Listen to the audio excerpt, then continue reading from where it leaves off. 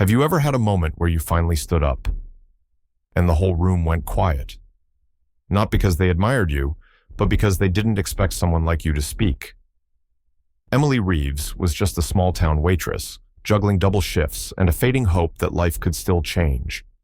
Then one day, in a crowded diner, she refused to be humiliated by a powerful millionaire who thought money could buy silence. She spoke her truth raw, unfiltered, and walked away thinking it was over.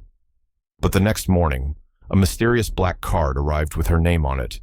What would you do if the person who once belittled you suddenly offered you everything you'd ever struggled for? Would you take the hand or walk away? This is a story about dignity, grief, power, and quiet strength, and the cost of choosing yourself when the world expects you to stay small. Settle in. Let's begin. If this already stirred something in you, don't forget to like, share, and subscribe to our channel. Your support helps stories like Emily's reach the hearts that need them most.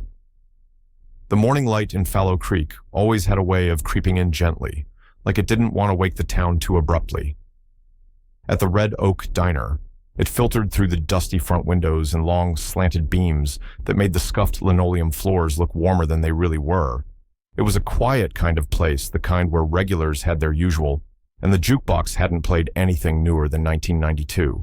Most mornings started the same, and that was how Emily Reeves liked it. At 36, routines were her safety net.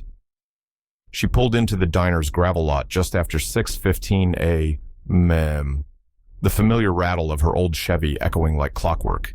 She wore her hair in a neat bun, her uniform clean but faded at the collar, and her sneakers held together more by habit than stitching. Inside, the coffee was already brewing. The scent hit her first bitter and comforting. She greeted Marla, the cook, with a quiet morning and tied on her apron. Her hands moved instinctively, refilling sugar jars, setting out silverware, checking creamers. Life wasn't glamorous, but it was honest. Between table 3 and the counter, she paused to glance at her phone. A missed call from the nursing home. Her chest tightened. Her mother, Mary Reeves, had wandered again during the night. Emily would call back later. Right now, the coffee needed pouring, and the regulars would be walking in any moment. By 7:00, the diner was half full. Joe Hensley, retired mechanic, was talking politics over black coffee with Maggie, the town librarian. The radio played something soft from the 70s. Emily moved with calm efficiency, her smile tired but warm. She'd learned long ago that kindness didn't cost anything, but it could hold people together. Then, just past 7:15, the door opened with a sharp chime. He walked in like he owned not just the diner, but the pavement outside.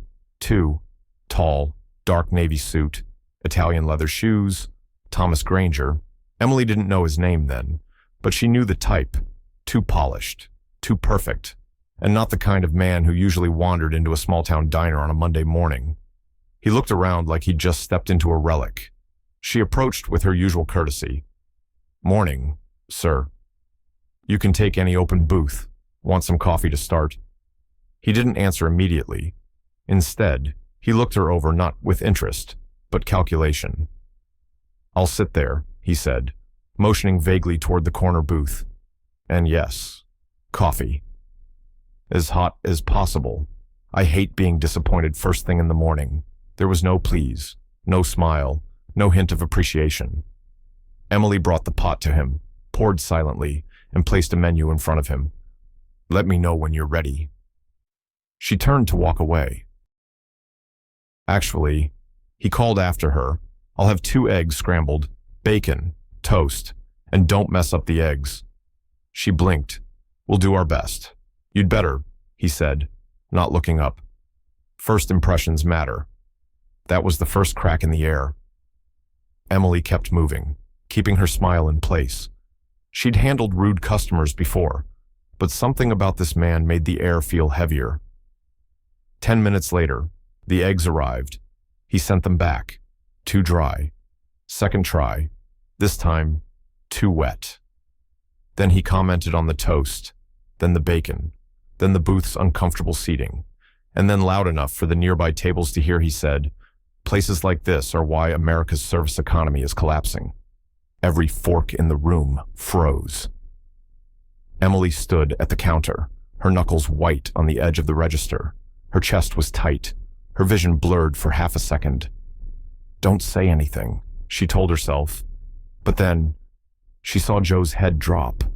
Maggie shook hers sadly, and for the first time, she felt the shame wasn't just hers, it was shared, like this man had insulted the whole town. She walked over, calm, slow, but there was something different in her eyes. "Sir," she said gently, "you've been here less than 20 minutes. You've insulted the food, the furniture, and the people who work here. If this place disappoints you so much, maybe it's not the right place for your breakfast." He looked up, surprised. "Excuse me," he asked, voice cold. "I'm saying," Emily said evenly, "we try our best here, every single day, and maybe that's not good enough for someone like you. But if you think shouting and belittling people gets you better service, you might want to try another zip code." There was a beat of silence. Then he laughed short, clipped, incredulous. "Do you have any idea who I am?" "No," she said, "and I don't think it matters." Across the room, someone dropped their fork. Someone else whispered, "Damn." Thomas Granger stood, reached into his coat, and threw two $50 bills on the table. "This," he said, "is more than you'll make all day. Take it. You'll need it." Emily didn't flinch. He walked out, leaving the door to swing shut hard behind him. Silence wrapped the diner for a long moment. Then, slowly, the clatter of forks returned. The jukebox picked up again, playing something faint and distant. Emily stood there, hands trembling at her sides. She'd spoken up. She had no idea what it would cost her, but she knew, deep in her gut, something had shifted, and there was no turning back. The diner didn't quite go back to normal after Thomas Granger left. There was no applause, no high fives, no dramatic music like in the movies, just an awkward hush that lingered longer than it should have. Then the room filled again with cautious glances and half-finished sentences. Emily stood by the register, fingers twitching against the countertop. Her heart was still racing, but outwardly, she was steady. That was her way, let the storm pass on the inside. Maggie was the first to speak. "You okay?" Emily nodded once. "I will be." Joe Hensley grunted from his stool. "Damn right you will. About time someone told folks like him off." She offered a grateful smile but said nothing more. Later. In the break room, a converted storage closet with one sagging chair and a flickering light, Emily sat alone, staring at the wall. She should have felt proud, maybe even triumphant. Instead, she felt exposed, like something she had kept buried for years had been pulled up too fast. Was it worth it? She'd made a scene, in front of customers, in front of her manager, who hadn't said a word. She could lose her job. Lord knew there weren't many around here, not with her resume, not with her schedule. And then there was her mom. Mary Reeves had always been sharp, quick with a joke, faster with a correction. She'd taught literature at the high school for 30 years. Emily used to sneak into her classroom after school, hiding under the desk and pretending to be a writer while her mom graded essays. Now Mary barely remembered what day it was. Emily got off her shift at 3:00 p.m. sharp and drove across town to the care home, a low beige building behind a shuttered strip mall. Inside, the nurse smiled with that mix of pity and weariness only caregivers mastered. She had a bit of a rough morning, she whispered. Emily nodded, bracing herself. In room 204, Mary was seated near the window, humming a song from long ago, off-key but gently. Her thin hands trembled in her lap. "Hey, Mama," Emily said softly, kneeling beside her. Mary looked at her, eyes squinting like trying to read something far away. "You came back. I always come back." Mary nodded, then blinked. "Did you bring your father?" Emily smiled tight, broken at the edges. "Not today." They sat together for an hour. Emily brushed her mother's hair, read from an old copy of Little Women, and watched the sunlight shift on the floor. It was quiet here, painfully so. And yet, a different kind of silence clung to Emily tonight. Not the soft, fading kind, but the kind that holds something in its breath. By the time she made it home, a rented duplex with squeaky stairs and a stubborn furnace, it was almost dark. She microwaved leftover soup, scrolled through her phone, deleted 2 missed calls from an unknown number, then finally opened the drawer by the fridge. Inside was a small folder marked bills. Most were unopened. Water, power, pharmacy, care home balance, past due, past hope. She dropped her head into her hands. This is why people stay quiet, she thought, because dignity doesn't pay the electric bill. But somewhere inside her, buried under the fear and fatigue, there was still a sliver of something. Not pride exactly, more like refusal. Refusal to keep pretending she was invisible. She laid down on the couch, the cushions uneven, her blanket still smelling faintly of the diner's fryer oil. Sleep came in waves. One moment she was floating, the next, falling. At 5:52 a.m., the ring of the landline phone, which rarely rang anymore, jolted her awake. She picked it up groggily. Red Oak Diner, she mumbled instinctively. Emily Reeves, a voice asked. She sat upright. Who is this? The voice was calm, clipped, male. My name is Clive Patterson. I'm calling on behalf of Mr. Thomas Granger. Her mouth went dry. Why, there's a package for you. It's being delivered to the diner this morning. Mr. Granger asked that you receive it personally. What kind of package? Clive paused. He also asked me to say, he regrets how yesterday unfolded. Emily almost laughed.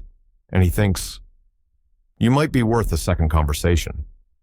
She didn't respond, just hung up. 10 minutes later, she was standing in her kitchen, hands trembling as she made coffee.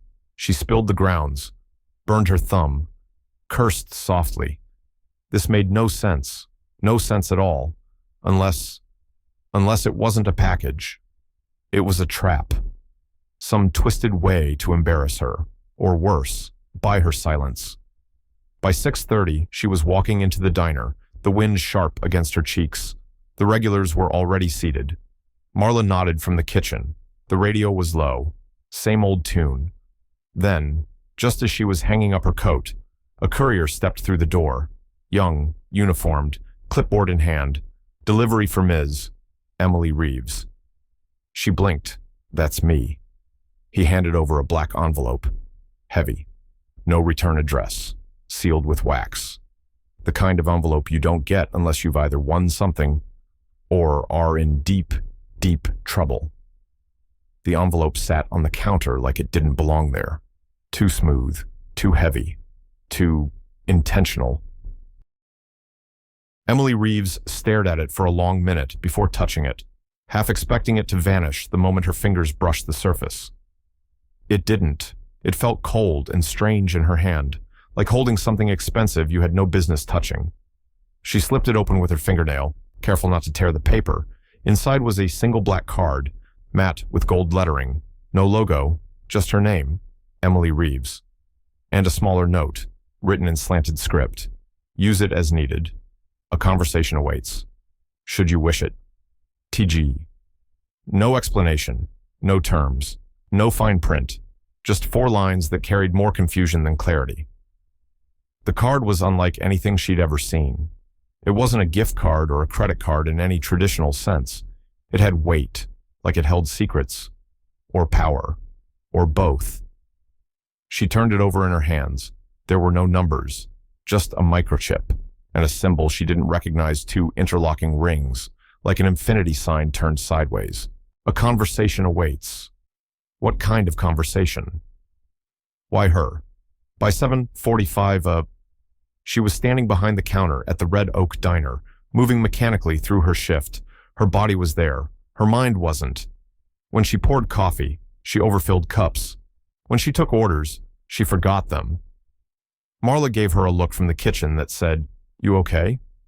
Emily just nodded. Truth was, she didn't know what she was feeling. Confused, mostly, suspicious. But also something else, a quiet, persistent tug she hadn't felt in years. Hope? No. She wouldn't let herself go there. Not yet. The gossip started by mid-morning. Joe leaned across the counter. That man who caused the scene yesterday, he really came back or sent someone. Emily sighed. Something like that. Maggie raised an eyebrow. I heard he's got more money than the whole county combined. What's he want with you? That was the question, wasn't it? During her break, Emily sat outside behind the diner, the cold concrete step biting through her uniform. She held the card again. Could she really use it? What if it was loaded with credit, enough to pay for her mom's care, enough to fix the old car? Replace the tooth she'd been ignoring for months. No, she whispered aloud. You don't take money from men like that, not unless you know what it's buying.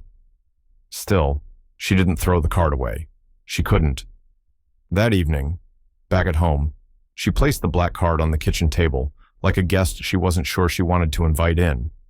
She dialed the number that Clive had called from. It rang twice. Clive Patterson speaking. It's Emily Reeves. There was a pause. Miss Reeves, I assume you received the envelope. What is this? She asked flatly. Is this hush money a stunt or some kind of test? Clive's voice didn't flinch. Mr. Granger has asked to meet with you. That is all. No strings, no obligations. Why he finds your perspective valuable. She let out a short laugh. My perspective made him walk out of a diner like he'd stepped in something foul. And yet, Clive replied calmly, he still wants to talk. Emily stared at the ceiling. The plaster above the light fixture was cracked, one corner flaking down like a peeled bandage. She was tired. Tired of working 3 doubles a week just to keep the lights on. Tired of seeing her mother fade in pieces. Tired of being unseen until suddenly. Now, she was seen too much. Fine, she said. I'll meet him. But not at his office. Not at some high-rise palace. I understand. Neutral ground. Public. Quiet. There's a coffee house on Main, just outside Fallow Creek. Clive offered. Cornerstone. Tomorrow at 11. She paused. All right. She ended the call and sat in silence for a long time.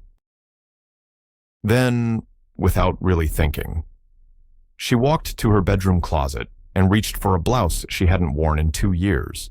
It was soft blue, with a tiny tear in the seam under the right arm, but it would do. She hung it on the back of the door. Then she stared at herself in the mirror.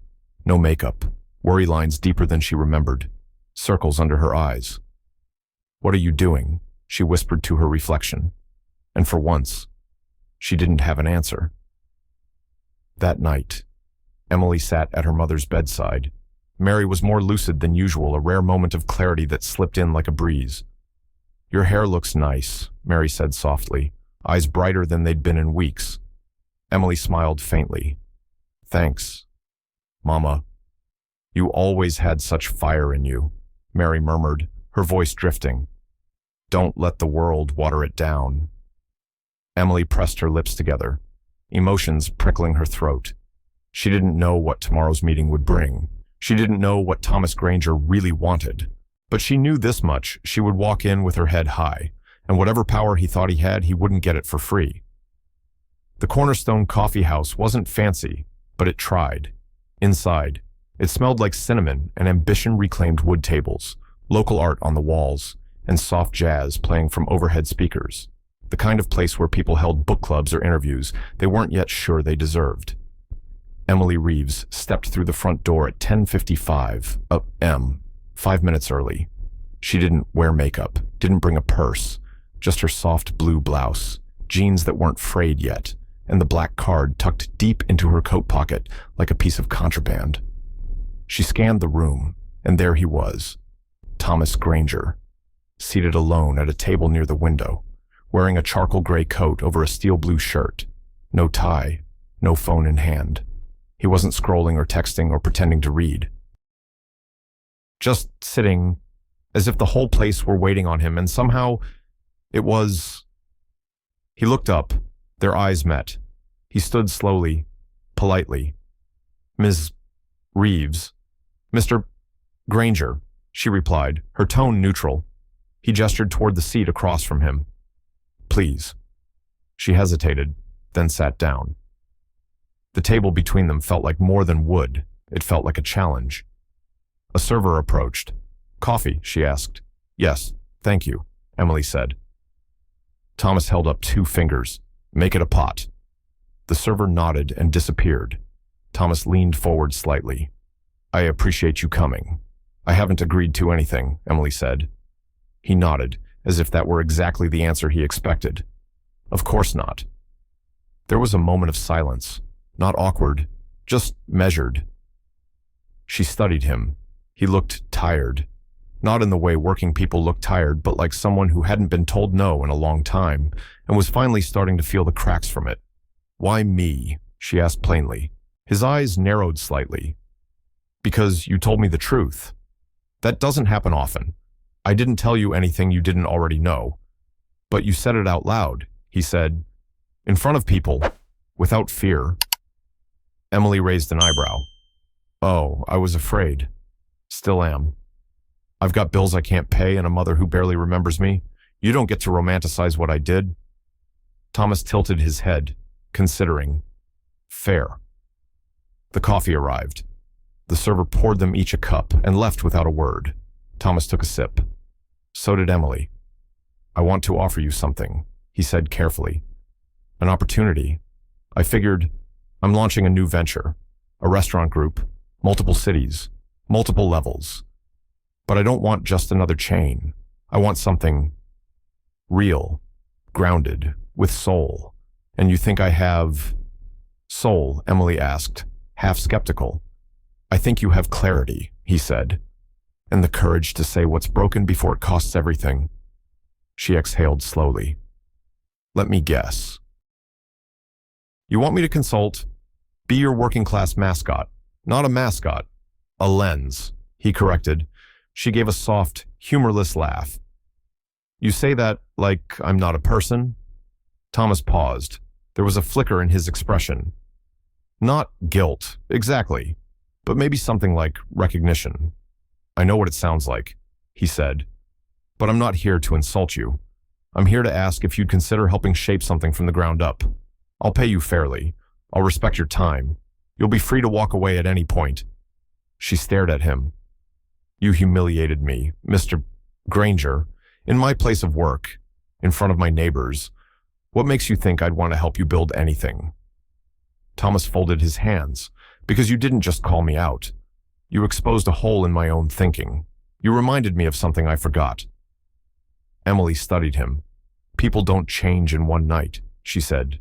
No, they don't. He agreed. But sometimes they remember who they used to be. Outside, the wind stirred leaves along the sidewalk. A woman walked by with a stroller. Somewhere, a truck honked in the distance. Inside, everything was still. Emily took another sip of coffee, then set the cup down. I don't trust you, she said plainly. I wouldn't expect you to, and I'm not saying yes. He nodded, but I'm not saying no yet either. She rose from her seat, pulled a business card from her coat, a cheap one from a copy center in town, and placed it on the table. If this is real, and you're serious, you can send details here. But if it turns into a game, I walk. Thomas met her gaze, understood. As she walked toward the door, she paused just once and looked back. He hadn't moved, just watched her go with that same unreadable look. Back in her car, parked under a maple tree dropping golden leaves, Emily sat for a long minute with her hands on the wheel. She wasn't sure what just happened. She wasn't sure what came next. But something had started, and it felt like more than a job offer. It felt like a reckoning. Emily Reeves didn't sleep much that night. She lay on the couch beneath a thin quilt, staring at the water stains on the ceiling. Her little house creaked in the wind, like it was also struggling to hold itself together. The black card sat silently on the kitchen table untouched, but impossible to ignore. In the dimness, her thoughts churned like a storm tide. She had met men like Thomas Granger before, at least in theory, the powerful ones, the ones who never had to ask for forgiveness because they never believed they were wrong. But Thomas was different, or at least trying to be. and that unsettled her more than if he'd stayed a villain. The next morning brought more questions than answers. Emily clocked into the Red Oak Diner, feeling like she was stepping into a life that no longer quite fit. Her name tag hung crooked. Her shoes rubbed against the same blistered spot on her heel. Nothing had changed, but she had. Marla greeted her with a nod. "You okay?" Emily gave a small smile. "I think so." But she wasn't sure. By the time her shift ended, Emily had burned herself twice, dropped a tray of forks, and accidentally gave Joe Hensley the wrong slice of pie. He didn't complain. He just smiled kindly and said, "We all have days like this." She knew she couldn't stay in limbo much longer. She needed answers. That evening, Emily visited her mother. The nursing home was quieter than usual. Mary was seated in her usual chair near the window, humming to herself and tearing the corners from an old magazine. "Hi, Mama," Emily said, kneeling beside her. "You doing okay today?" Mary smiled faintly. "Did I miss something?" "No, just me." They sat together, listening to the rain begin to patter softly against the window. Mary turned toward her suddenly, eyes sharp. "You look worried." Emily hesitated. "I've got a big decision to make." What kind? Emily looked down at her hands.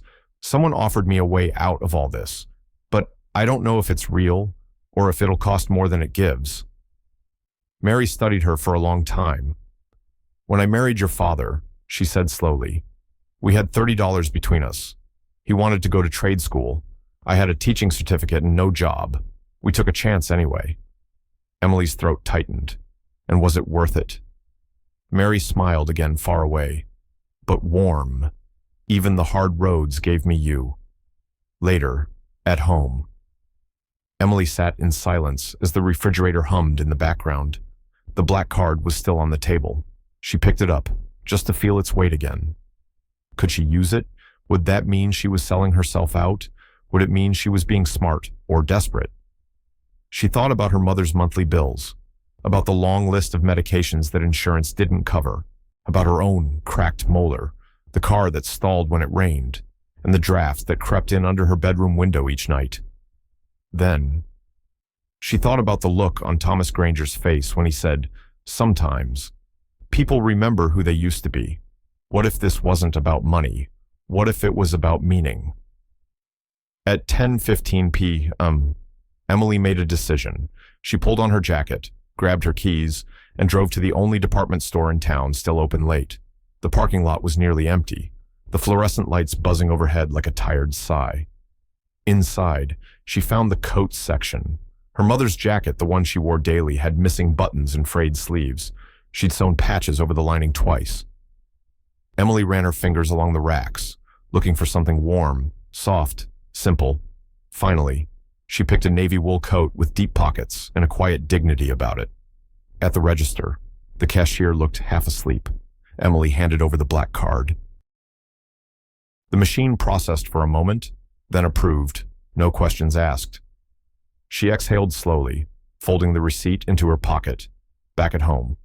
She draped the coat over a kitchen chair and stood for a long time, just staring at it, not because it was expensive, but because it felt kind, like a moment of breath in a world too often gasping. She didn't know yet what she would tell Thomas. She didn't know yet if he could be trusted or if she could trust herself to navigate whatever came next, but she knew this much, for the first time in a long time. She had taken a step towards something different, not flashy, not easy, but different. And that, she decided, was enough for tonight. The office didn't look like anything Emily Reeves had ever stepped into. The floors were polished concrete, sleek and echoing. The reception desk curved like a sculpture. On the far wall, floor-to-ceiling windows spilled daylight across leather seating and abstract art. It felt more like a gallery than a place where people worked. Emily stood in the elevator lobby of Granger & Co. Ventures, her coat still damp from the morning rain, hands clutched tightly around her thrifted handbag. She almost didn't recognize herself in the glass reflection hair pinned neatly, blouse ironed, the black card tucked away in her wallet like a pact she hadn't fully agreed to. Emily Reeves, a calm voice said. She turned. It was Clive Patterson, Thomas Granger's assistant, in person. He looked exactly as he sounded on the phone, precise, composed, and slightly unapproachable. A gray suit, wire-frame glasses, and a pen clipped neatly in his breast pocket. "If you'll come with me," he said. They walked in silence down a wide hallway lined with glass-walled offices. Inside, people sat at modern desks, typing rapidly, holding headsets, or flipping through glossy mock-ups of restaurant designs. Emily felt the stares curious, subtle, but very real. She could almost hear their thoughts. She doesn't belong here. Waitress. Small town. Who did she have to impress to land a meeting? Clive opened a door into a modest conference room, though modest still meant walnut-paneled walls and a ceiling-mounted projector. "Mr. Granger will join you shortly," he said. Then, after a beat, added gently, "You're not being evaluated. This is exploratory." She wasn't sure whether that made her feel better or worse. The room was quiet. Too quiet. Emily moved toward the window and looked out at the city. The buildings rose like ambition, fast, unapologetic, cold. A far cry from Fallow Creek, where the tallest structure was a church steeple and everyone still waved from their cars. After 10 minutes, the door opened again. Thomas Granger entered with a small nod. He wasn't in a suit today, just a black sweater, slacks, and a look that suggested he hadn't slept much. "Thank you for coming," he said, sitting across from her. "I haven't agreed to anything yet," Emily replied. He smiled faintly. "I'm aware." He handed her a folder. Inside were documents, non-disclosures, brief outlines of the project, and a preliminary offer, a 3-month consulting term. He explained, "Short-term, flexible hours. Your role would be observational at first, field notes, customer interaction assessments, and anything else you feel is missing." "You want my opinions?" she asked. "I want your truth," he said. "Most people tell me what I want to hear. You didn't. That's why you're here." Emily flipped through the folder. The pay was more than she'd made in the last 4 months combined. The benefits were temporary but decent. The contract didn't ask for exclusivity, just discretion, no strings at least, none that she could see. Still, she hesitated. "Why me? Really?" she asked. "You could hire professionals, consultants, chefs with credentials." "I have," he said simply. "But none of them look at a restaurant and see the customer who counts quarters before ordering. None of them notice the waitress with a tired smile or the broken edge of a booth cushion." He leaned forward slightly. "You do. That's what I want." Emily looked up at him, unsure if she believed him, unsure if he believed himself. Then again, wasn't that what made this whole thing feel real? It didn't come gift-wrapped. It came with uncertainty. And for the first time in years, Emily was starting to believe uncertainty might be better than exhaustion. She placed the folder back on the table. "All right," she said. Thomas blinked. "All right, I'll give it 3 months. Nothing more. And if this turns into something else, anything dishonest, exploitative, or performative, I'm gone." He nodded slowly. "Fair." Later that day, Clive gave her a badge and a welcome packet. No tour, no fanfare, just a schedule. Her first assignment, shadow the customer experience team at a flagship location in the city. Emily left the building just after noon. The wind was sharp and unfriendly, the kind that slipped through your sleeves and reminded you it was still winter. She didn't mind, because she wasn't walking back into a diner. She was walking into something new. She didn't know yet if it was right, but it was forward, and for now, that was enough. The first few days were a blur. Emily Reeves moved through them like someone navigating a dream that wasn't hers. Corporate buildings, sleek uniforms, handshakes too firm and smiles too polite. She shadowed meetings, watched staff training sessions, and took pages of handwritten notes no one asked for, not because she had to, but because that's how she made sense of it all. Every room she entered, people looked up, then looked again, and not because they recognized her, because they didn't. Who is she? Why is she here? What does she know that we don't? She could feel it in their tone. In the pause when she spoke, in the way they introduced themselves with full resumes, laced into every greeting. She didn't answer the unspoken questions. She just observed. listened, and remembered. One night, after a particularly long orientation shift at one of the city pilot locations, Emily lingered alone in the back hallway near the staff lockers. The fluorescent light overhead buzzed faintly. She leaned against the wall, arms folded, breathing deep. That was when she heard the voice, low, familiar. Emily Reeves. She turned. At the end of the hall stood Evan Whitmore. It had been almost 12 years. He wore a navy sport coat now, dress shoes, hair a little thinner, but still carefully styled. He looked like the kind of man who smiled in profile photos and had a LinkedIn that read like a brochure. "Evan," she said flatly. He approached, hands in his pockets. "I thought it was you. When your name came up on the team roster, I couldn't believe it." "I almost didn't believe it either," she replied. They stood in the stale hallway air, memories between them too old to be warm and too raw to be forgotten. "You look the same," he said. "I don't feel the same." He chuckled awkwardly. "That's fair. They dated briefly, in high school. Then again, briefly, during community college before he left Fallow Creek for bigger things. Their end hadn't been messy, just one of those silences that never got filled. Now, apparently, he was the brand director for the restaurant initiative Thomas had launched. "You're working with Granger now?" he asked. "For now," she said. 3-month trial." He nodded. "I've been on this project since day one. I figured," she said. "It's got your polish all over it."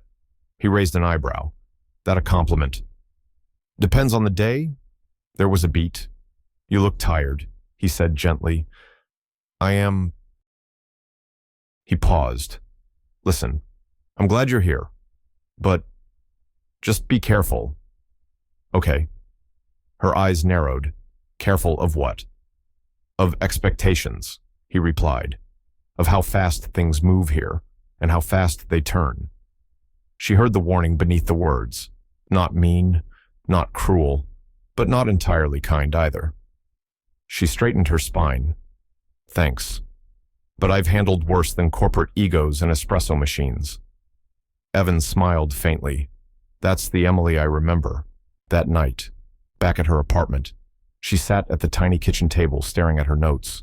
Page after page of observations, layout inefficiencies, staff exhaustion, the fake cheer and corporate messaging. She knew this world was built on image. But her world, it had always been built on survival. She pulled out a photo from the drawer, one of her and her father, covered in flour in the tiny kitchen of their old house. He'd wanted to open a diner of his own, never did. A heart attack took him when Emily was just 16. Back then, she used to think life had stolen something from her. Now she wondered if it had only delayed it. At work the next day, things shifted again. Her feedback was included in a team memo, but edited, sanitized, stripped of anything real. She had flagged poor signage that confused customers, but in the memo, it was called Guest Exploration Pathways. She'd commented on overworked servers, now reframed as lean labor optimization. She felt a flicker of anger. Someone had rewritten her words to fit a narrative. She printed both versions and brought them to Clive Patterson. He listened calmly, scanned the pages. "You're right," he said. "This version doesn't reflect your voice." "Then why send it out?" Clive looked her squarely in the eye. "Because sometimes the truth comes second to the message." Emily's jaw clenched. "Not for me," she said quietly.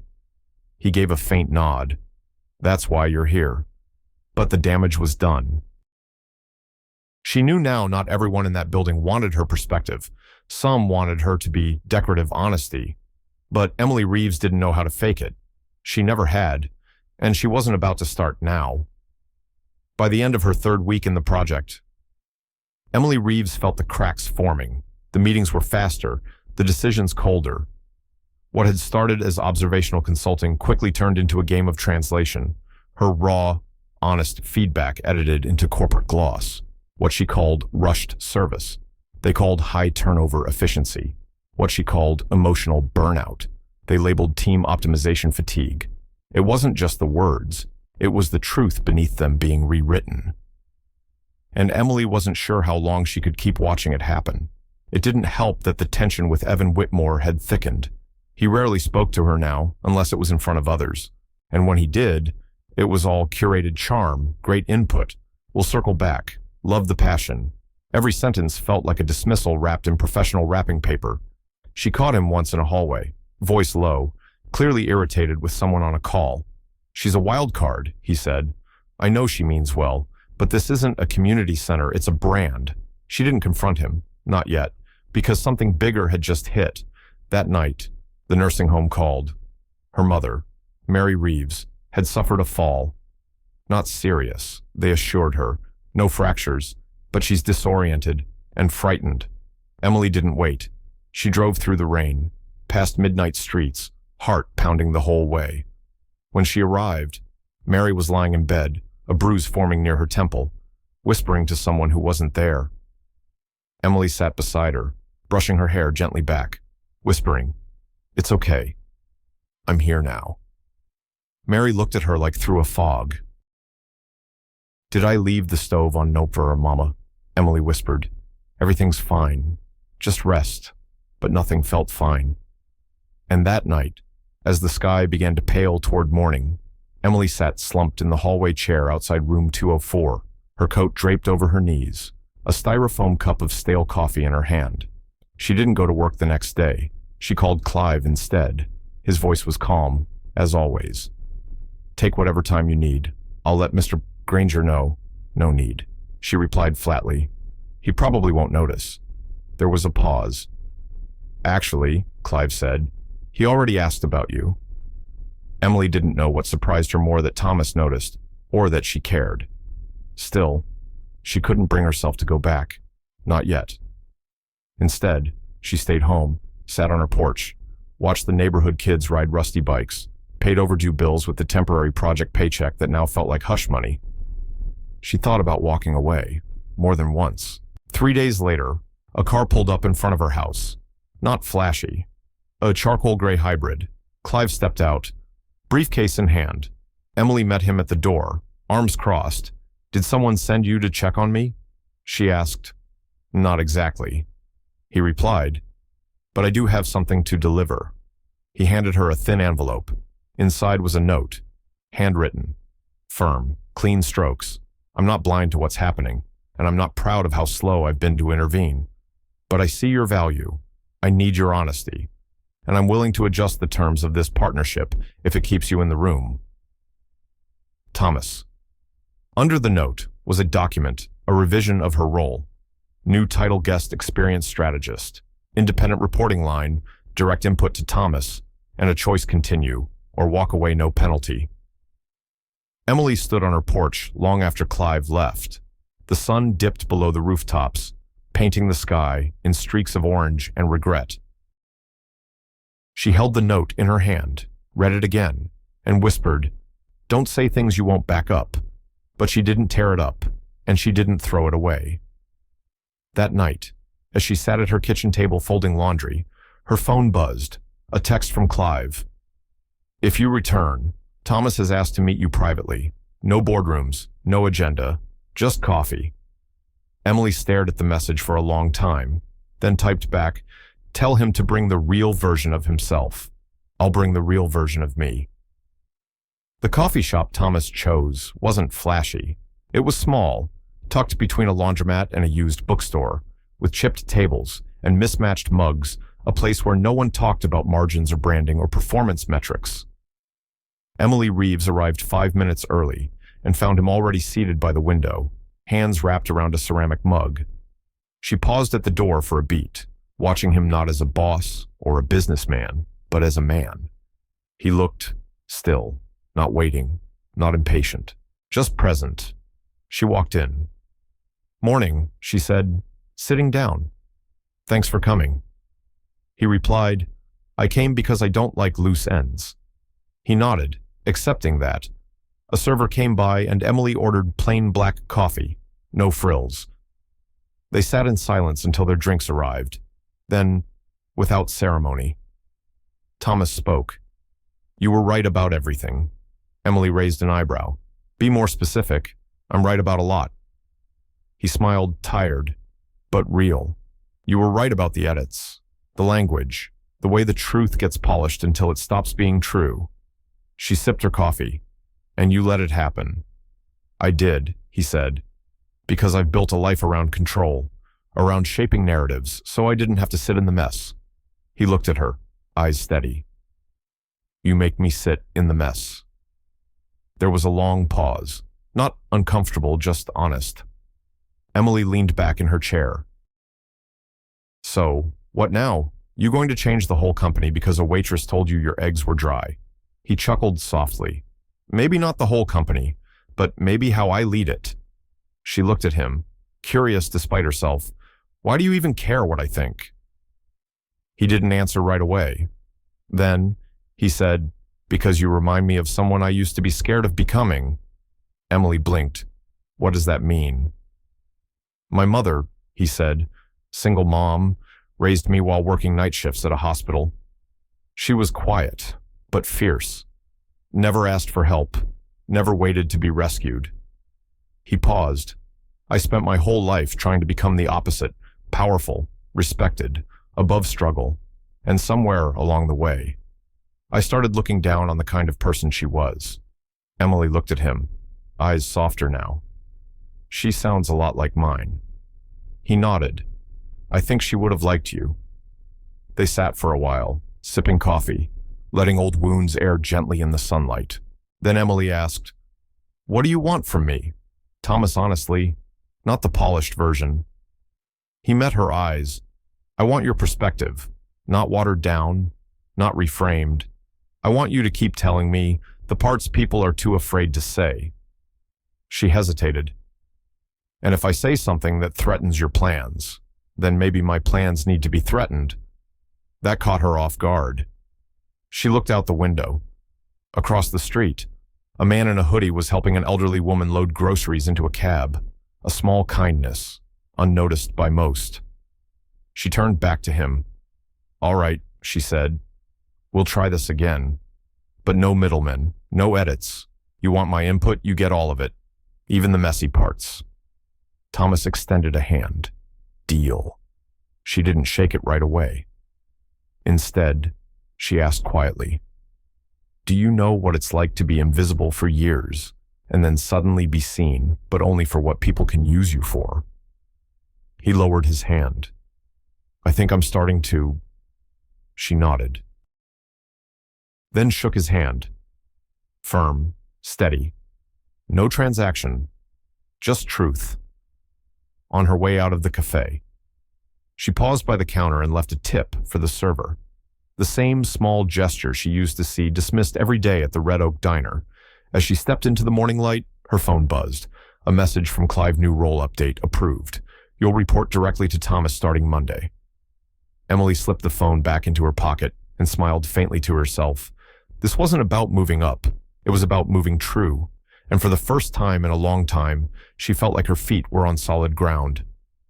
Emily Reeves stepped into the new week like a woman stepping onto unfamiliar terrain, but this time, the ground didn't feel so uncertain. She wasn't reporting to some layered hierarchy anymore. She was reporting directly to Thomas Granger. Her name was now on the weekly briefing document. Her insights were no longer paraphrased by others. And most importantly, her presence wasn't questioned aloud, though she could still feel the whispers behind the glass walls. Not all resentment is loud. Some of it dresses itself in smiles and waits for you to stumble. At the morning strategy session, Emily sat at the far end of the table. Thomas was at the head, Clive beside him, Evan across from her. She noticed Evan didn't meet her gaze once. That was new. As the meeting progressed, Emily listened, took notes, and waited. When the topic shifted to customer experience trials for the new location downtown, she raised her hand slightly. I visited the site last night. She said, the table layout near the entrance creates a bottleneck during dinner rush. It's subtle, but it builds tension fast, especially for solo diners or older guests. A few heads turned. A junior designer scribbled a note. Thomas nodded, noted. Fix it, he said. Then he looked at her. Anything else? Emily hesitated, then added, also, the servers aren't being trained to de-escalate tense moments. They're told to smile through it, which might work in theory, but people see through that, and they remember how they were made to feel. It landed heavy in the room, not confrontational, just true. After the meeting, as people filed out, Evan finally approached. "You've certainly found your voice," he said. "Voice cool." Emily met his eyes. "No, I've always had it. People just stopped trying to ignore it." He gave a half smile. "Careful. Clarity and arrogance sometimes walk the same line." She didn't flinch, so do silence and cowardice. That stopped him. He turned away, but not before she saw it, the flicker of something that wasn't irritation. It was fear. Later that afternoon, Clive pulled her aside in the break lounge. "There's some discomfort among the legacy team," he said delicately, "specifically with your authority on experience design." "I'm not taking over their jobs," she said. "I know," Clive replied, "but to them, you weren't meant to have a seat at this table. You didn't climb their ladder. You arrived." Emily nodded slowly. "People like me don't get invited up. We get used as examples or warnings." Clive didn't argue. Instead, he handed her a file. "This is what your presence is disrupting. Every page of this is a system that has worked until now. Now it's shifting. That's uncomfortable." She looked down at the file. Budgets, messaging plans, event strategies. Then, something else, a feedback memo from Evan. She scanned it, her chest tightening. Emily's insights are rooted in anecdotal intensity, not operational scalability. Her perspective may be sincere, but it lacks the long-view nuance we need at this stage of brand development. Her hands gripped the paper. Clive saw her reaction. "Thomas hasn't seen this yet. I wanted you to." Emily folded the paper calmly, but her voice was razor sharp. "So he's not just threatened, he's lobbying." That night, Emily drove back to Fallow Creek, not because she was running away, but because she needed air that didn't smell like filtered ambition. She brought a milkshake for her mother and sat with her by the window. Mary was lucid again, rare, but real. "You look tired," Mary said gently. "I am." Mary smiled. "Good. That means you're doing something that matters." Emily leaned her head on her mother's shoulder. "I'm trying, Mama, but they don't want me there. Not really." Mary's voice softened, almost dreamlike. "They don't have to want you. They just have to hear you." As Emily drove back into the city under a bruised purple sky, she whispered to herself, "I won't shrink. Not now. Not again." Let them whisper. She was done asking for permission. The internal meeting was supposed to be just another status update. Emily Reeves came prepared with notes, data, and 3 first-hand testimonials from customers who had walked out of the flagship store due to the impersonal service design. She wasn't angry, she was exact. But the room was different today. Colder. Evan Whitmore sat with his arms folded. Others glanced at one another more than they looked at her. The air smelled like anticipation, the kind before a storm, not applause. Thomas Granger was running late, and Emily knew they weren't waiting to discuss, they were waiting to challenge. When the meeting finally started, it began civilly, until it didn't. Evan cleared his throat. "Before we begin, I'd like to raise a concern.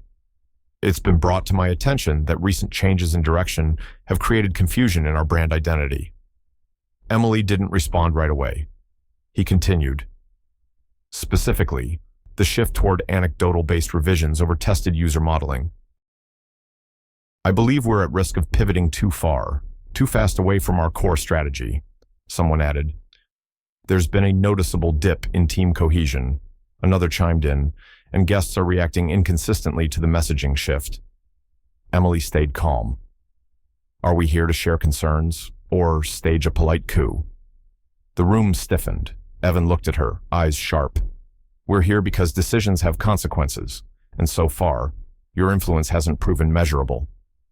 Just then, the door opened. Thomas stepped in. The room fell silent. He took a seat at the head of the table and looked around. "Should I be worried about the temperature in here?" Evan didn't wait. "With respect, Thomas, we need to talk about structure, about roles, about what is and isn't scalable." Emily placed her notes down slowly. "I'd like to respond." Thomas nodded. She stood. Not to grandstand, but to be eye level with every person in that room. I was brought in to offer what this team lacked: a lens from the ground up. And what I've seen, it's not a brand problem, it's an empathy problem. She pointed to the reports. These aren't stories, they're truths. If that threatens your model, maybe your model was never built to include people like me or the people we say we serve. She paused, looked directly at Evan. And if discomfort is the cost of honesty, I'll pay it. The room was dead silent. Then Thomas spoke. Quiet. Clear. She's right.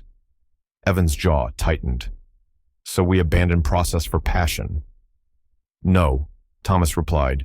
We restore balance, because process without people is just noise. He turned to Emily.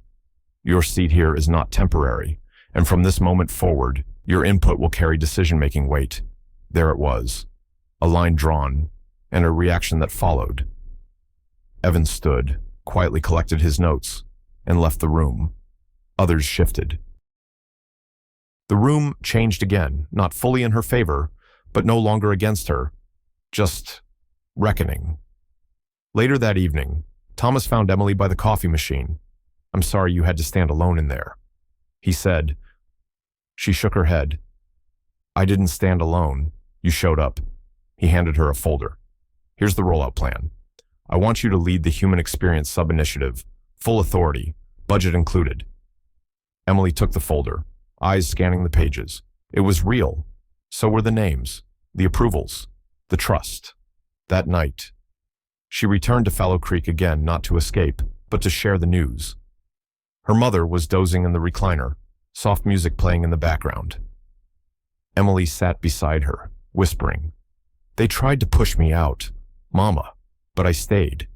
Mary stirred, barely awake. That's my girl. As she drove back into the city, the town lights in her rear view, Emily whispered to herself, Not everything that breaks is broken. And she smiled, because now she knew what it meant to bend without losing herself. 3 months later, the flagship location reopened, but it didn't look like a launch event. It looked like a story. Old wood booths reclaimed from a diner 2 towns over. Handwritten menus framed beside the register. A board by the door reading, This place was built with stories, not statistics. And in the center of it all, behind the open kitchen window, laughing quietly with a first-day server, was Emily Reeves. Not in a power suit, not holding a clipboard, just present, just real. The soft launch didn't have a press release, no cameras, no influencers. Instead, it had old couples holding hands, teenagers on first dates, a mechanic who came in still smelling like oil and ordered the grilled cheese that tastes like 1997. It worked not because it was flawless, but because it felt familiar, human, honest, exactly what she fought for. Thomas Granger arrived just before closing, dressed casually. He didn't announce himself, just ordered coffee and sat at the corner booth. Emily joined him. He raised his cup to something better. She clinked her mug softly against his. I'm not sure what this is yet, she admitted, but it feels like the start of something, right? He nodded. It's your name on the back of the menu now. You know. I noticed, she said. Didn't cry, but I almost did. They smiled. Then Thomas reached into his jacket and placed something on the table, a new black card. I had it redone, he said. Not a gift, a partnership. For future projects, whenever you're ready. Emily didn't take it right away. She just looked at it, then looked at him, and said, I'll think about it, because power was never in the card. It was in the choice. Later that night, she drove to Fallow Creek one last time. Her mother was sleeping, peaceful and light. Emily placed a framed photo on the bedside table, her and Mary, in the new restaurant, arms wrapped around each other, both smiling. She whispered, You helped build this, even if you don't remember. Then she sat down beside the window, just breathing. Outside. A quiet snow began to fall, covering the streets, the rooftops, the past. And inside, Emily Reeves finally felt like she had come home, not to a place, but to herself. Sometimes, the loudest kind of courage, is choosing to stay soft in a world that keeps trying to harden you. Emily didn't just speak up that day in the diner. She reminded us that dignity doesn't come with a price tag, and that every person, no matter how invisible the world may make them feel, deserves to be seen, fully. Her journey wasn't about revenge. It wasn't about rising to power. It was about reclaiming her voice and using it not to shout, but to build something better. And yet, her story also holds up a mirror to us all. How many times have we looked right through someone just because they didn't fit the suit, the title, the image? How often have we let quiet kindness be mistaken for weakness? This isn't just Emily's story. It's a wake-up call to look again, deeper this time, to ask not what someone is, but who they are. If this story moved you even a little, let it linger. And if you believe the world needs more stories that heal, challenge, and connect us, please take a moment to like, share, and subscribe to our channel. Your voice helps amplify others. And who knows? The next story might just be your own.